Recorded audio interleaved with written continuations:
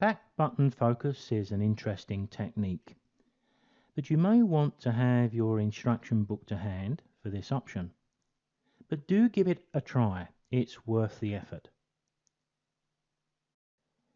Many digital SLRs allow focusing via the shutter button, but also via a button on the back of the body called AF On. Back button focusing is where we use the camera menus to turn off any focusing from the original shutter button. The shutter button continues to be used to turn on the exposure meter and of course to fire the shutter, but not to focus any of your lenses. Now you may find this option is in the functions menu of your camera, so take a look in that instruction book. The button is going to be positioned in a very convenient place because as we hold the camera to our eye, we focus the lens with our thumb on that AF On button.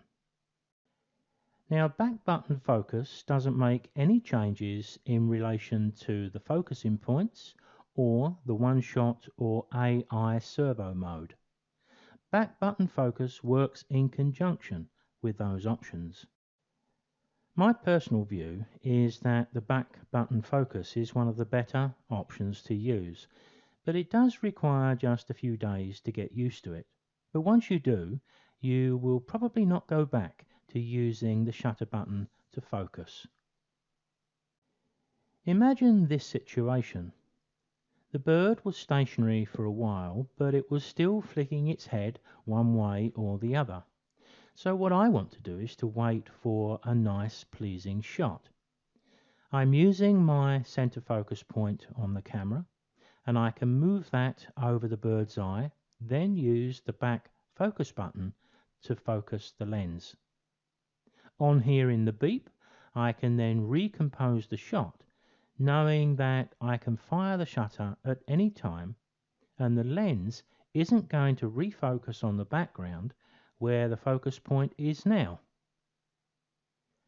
Take this next example where the lighting was just a little bit tricky. Once I've used my back button to focus about a third into the scene, maybe using the center focus point, I take the shot. But what's the next thing we do? We take the camera from our eye and we look at the LCD to see if the exposure was right. If it's not, or we want to make an exposure adjustment, we can then go ahead and do that, then recompose the shot, but we don't need to refocus again. We can just fire the shutter, knowing that the focus point is still focused a third into the scene and not in the sky as we see here. Here's another scenario. I was lucky here that the bird was not timid and it was in range from my daughter's balcony. Now this sort of thing has happened to me lots of times. I focus on the bird's eye and just as I do that and recompose the shot, the bird turns its head to look the other way, out of the picture.